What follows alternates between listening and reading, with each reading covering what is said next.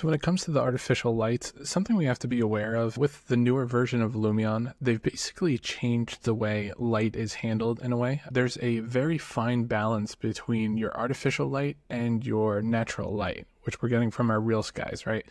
Basically, the issue is if your real skies is too powerful or like too overexposed, your artificial lights will look too dull, like it won't contribute anything to it. So if we go to photo mode and I take a look here, one of the things you'll see is our image isn't getting brighter, right? So we're throwing lights at it and it just doesn't look much brighter. It looks kind of dull. So what's happening is under real skies, we calibrated some settings before, but this was before we had artificial lights.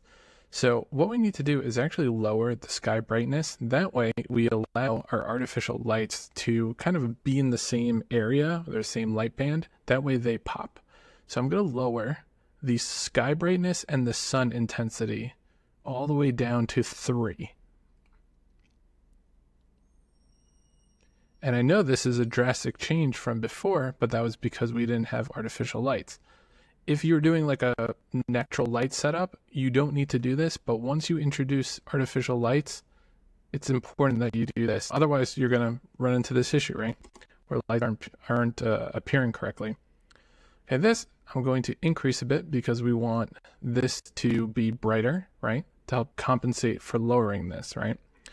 So another thing you'll notice is, you know how we're getting all these weird blue spots? This is actually a glitch in the ray trace rendering engine. If you go over here to ray tracing and you uncheck fully ray traced glass, it's going to remove that.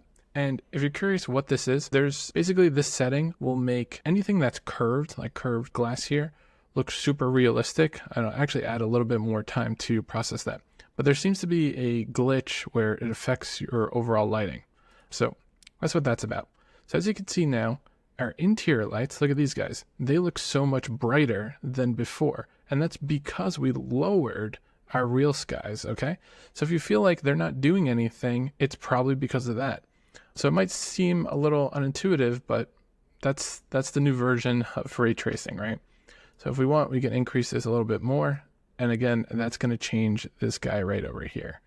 And then just to kind of summarize what these guys are doing, all these 3 settings, the sky brightness here, this is the amount of light that's coming from the sky. It's basically our skylight, and it's a softer, cooler tone than the actual sunlight. The sunlight is this direct sunlight. So that's what that is. It's actually taking the lighting information of the HDRI and throwing that around.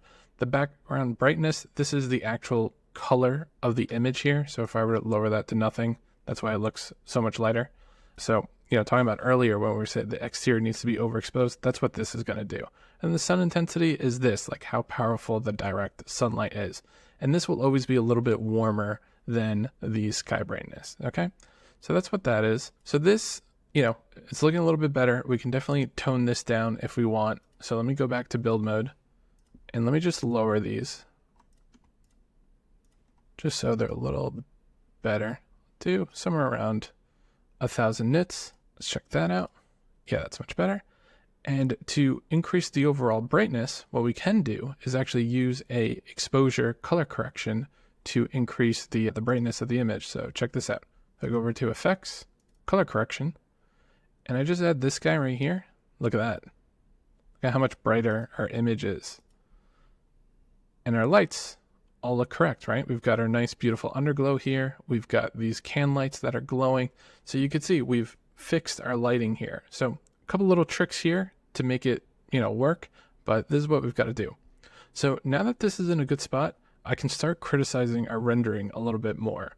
So, you know, when we're working, you know, we're kind of like in progress mode and we think some settings will look good, but then once we actually see it, we notice not so great. One thing that's really bothering me is the floor should be a little shinier. Maybe the same thing with the cabinets. These light globes here I feel like are getting a little lost. And this little emissive panel here is driving me nuts. It's kind of taking my eye away from the rendering.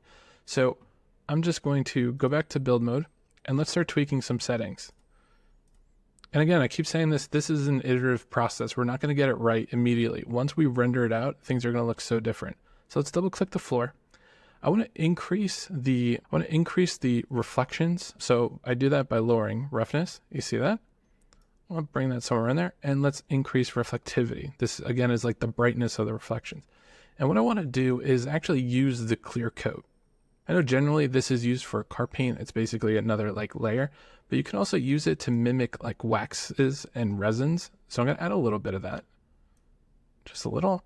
And let's do the same thing with our cabinet. Let's lower the roughness. Let's raise the reflectivity, add a little bit of clear coat, and let's try and fix our globes here. So first thing we'll notice, we've got some weird artifacting going on here. This usually happens when a double-sided is enabled. So I'm going to turn that off. And this is actually one of the issues with the ray trace engine. Okay, so first thing I want to do, let's turn off double-sided. You see how it fixed that? Okay.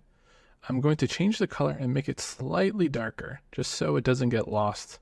Let's give it like a slight blue tinge. Yeah, that's good. Reflectivity, we don't want it to be too shiny. Increase that a bit. Increase our internal reflections a bit. And that looks good. Let's try and fix this guy right over here. I'm just going to make this a solid black pane. Lower this a little bit. Yeah, that way it's not sticking out as much. Perfect. Make this shine a little bit.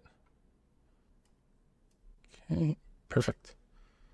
All right, awesome. So now I'm going to fly back into photo mode.